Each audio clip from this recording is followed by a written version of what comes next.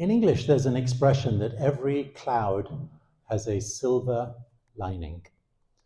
And what do we mean by that?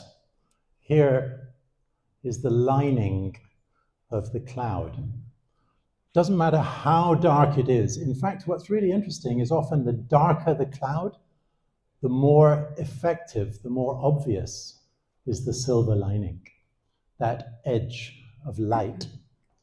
And we might ask ourselves questions. Well, when we think about hope as light and fear as darkness, and we want to move towards hope, how do we move towards that silver lining? And what is the edge between the dark and the light? Is it a crisp, clean edge, or is it a soft edge? Is it easy to define, or is it somewhat ambiguous? And as we move towards the light, what does it tell us about the edges? When we think about our own capacities, what happens when we go to the edge of our capacity? What happens when we go to the frontiers, to the edge of our knowledge? What happens when we look at our wide and diverse society? What about if we spend a little bit more time thinking about the edges? Those people on the edges of society. I think some of those questions might be useful as we reflect on hope. And here is our story as a family, my story, my darkness, and my light. So, as some of you know, in 2019, our 19-year-old son, Hayden, was diagnosed with a 4-centimeter diameter tumor on his midbrain. And after 2 brain surgeries and 12 weeks of chemotherapy and 8 weeks of radiation and a clinical trial in New York, Hayden was unable to get through this disease, and he succumbed at the age of 19, just before his 20th birthday. He died of brain cancer, a very aggressive brain cancer. And that inspired me to write this book that Sjoerd mentioned, which I called 19 because Hayden was 19. He passed away on May the 19th, and then 19 chapters. The first one is the story of our story, and the 18 are reflections, insights, and one of those is on hope. So here is a story that took us to the edge, where we began to realize that between hope and hopelessness, they're not different, they're just aspects of hope. And in that little chapter on on the little chapter on hope, hope is the thinnest of all the chapters. I shared this quotation by Václav Havel, who was a Czechoslovakian poet, philosopher, became the first president of Czechoslovakia. He had been imprisoned, and he writes beautifully about hope. He says, hope in this deep and powerful sense is not the same as joy that things are going well, or willingness to invest in enterprises that are obviously headed for early success, but rather an ability to work for something because it is good, not just because it stands a chance to succeed. The more unpromising the situation in which we demonstrate hope, the deeper that hope is. Hope is not the same thing as optimism. It is not the conviction that something will turn out well, but the certainty that something makes sense, regardless of how it turns out. I think this is a very powerful and beautiful source. Sjoerd talked about sources. This is a source for me on insight into hope. After I wrote that book, and after so many people started asking me to talk about hope, I started to discover people working in the field of hope as neuroscientists, as psychologists, as social scientists. I found out that there's actually such a thing as hope theory, or Snyder's theory. There is an architecture of hope. This picture here on the right-hand side is from the Lancet Oncology issue of 2020, which was the 20th anniversary publication of Lancet Oncology. And this was an article called The Science of Hope by Ben Korn, who is an oncologist from Israel. In a nutshell, and at risk of superficializing this, hope has three ingredients, three components. Goals are the cornerstone of hope. Pathways are essential in order to reach our goals. So let's say you're a mountaineer. You can see that there's a summit up there. That's my goal. I want to get to the summit. But there's no use having a goal, unless you can get there, right? So these are pathways. And I think especially for young people in the world today, there is a scarcity of pathways, especially if you're an African American in the United States, especially if you're a marginalized member of society, especially if you have disability or you're neurodivergent. And you also have to have agency, which is the willpower, the motivation to take those paths, especially in the face of adversity. So imagine yourself mountain climbing. You've got your goals, you've got your pathway, and you've got your motivation or your agency. Without these three ingredients, hope theory says it's not hope.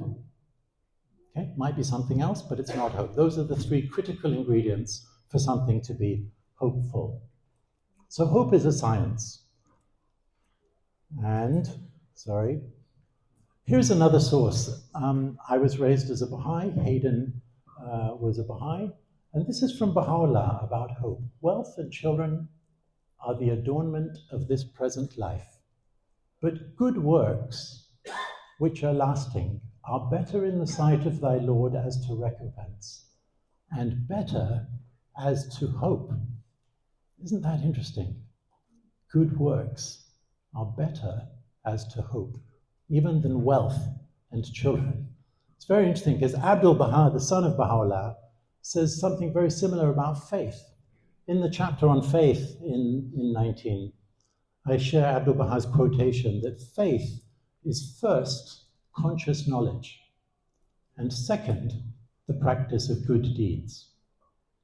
So one of the interesting things is that the Baha'i faith is redefining faith and redefining hope, such that hope is actually built or comes from the mountain itself, which is the journey of faith. So I think as I read more and I looked at other sources, this is Jacqueline Mattis at Rutgers University in the United States. She says hope is optimism with a plan. Optimism is brilliant if you're in a crisis and bombs are falling. You happen to be in Tehran and bombs are falling in your neighborhood. You need optimism, right? It's great in a crisis. But hope requires more than that. And hope is actually very valuable as a way of living our lives, not just in crisis. And hope requires a plan of action, a plan with deeds. So another thing that I learned, apart from hope theory, is that hope has a relationship to uncertainty. Now, I learned this because as I interview a lot of people and I speak to people and researchers, one person I had a really interesting conversation with was a Chinese competitive sailor. She had just finished the Sydney to Hobart race. She had also raced in the China Cup. And I was talking to her about hope and trust and fear. And I asked her about hope. What is the opposite of hope? What is the enemy of hope? And she looked at me without batting an eyelid and said, certainty. Certainty is the enemy of hope. With certainty, there's no such thing as hope. There's no meaning to hope. Hope requires some degree of uncertainty. That's fascinating because uncertainty is leading today to an epidemic of fear and anxiety. And yet uncertainty, that same coin, which one side leads to fear and anxiety, on the other side of that same coin of uncertainty is hope. So, especially to the young people in this room, uncertainty is our friend. We need uncertainty to have the space for possibilities that are worth going for. So uncertainty is necessary in order to become hungry for knowledge, to become a learner on a thrilling journey of life, where we seek out the unknown. If everything is certain, there is no unknown. So uncertainty is our friend. Shurd is a lover of hope. He writes about hope. At soul.com, they do workshops on hope. He introduced me to Rebecca Solnit, and she writes this: hope locates itself in the premises that we do not know what will happen. And in this spaciousness of uncertainty is room to act. When you recognize uncertainty, you recognize that you may be able to influence the outcomes. You alone, or you in concert with a few dozen or several million others. How beautiful is that? So let's look at uncertainty. What do you see here? A rabbit and a duck. A rabbit and a duck, right? So there is uncertainty, and there is a need for a little bit of reorientation to see the rabbit.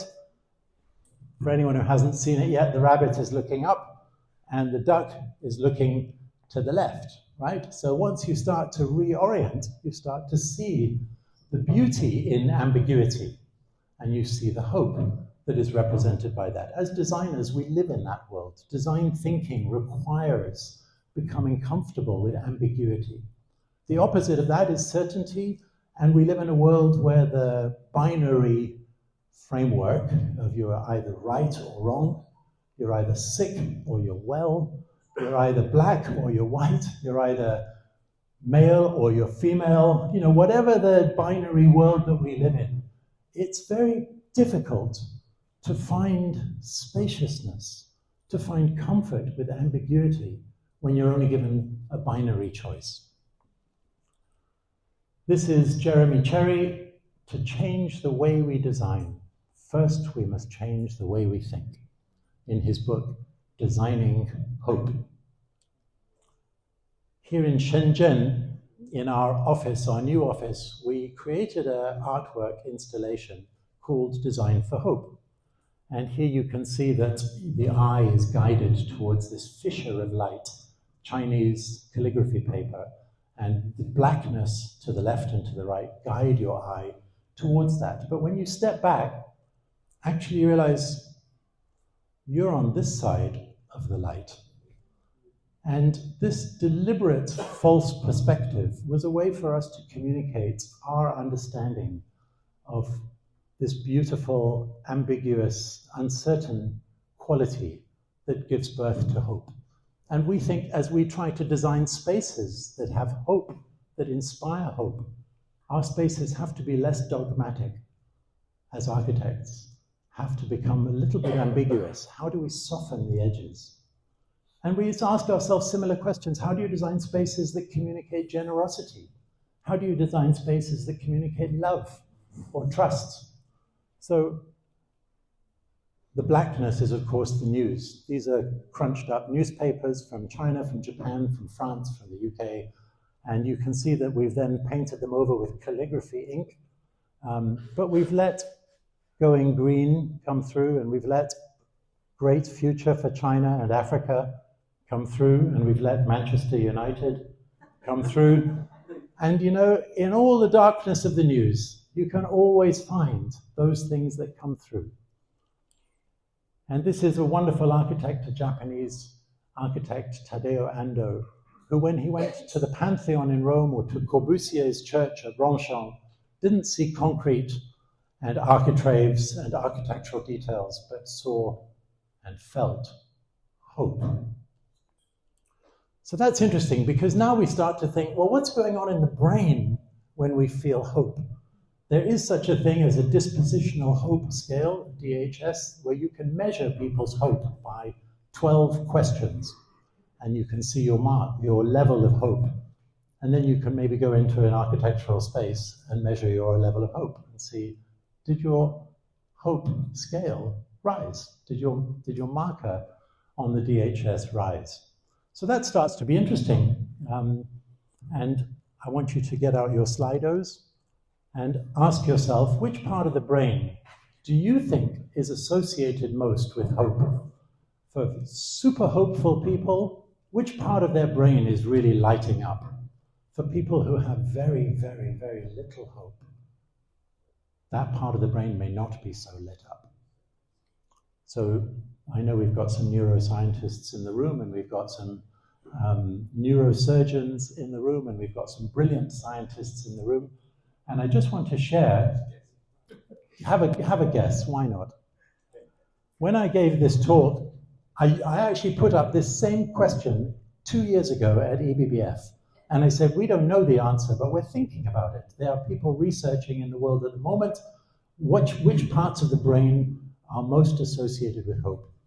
And we think it might be there is a sort of leaning research position moving towards the amygdala.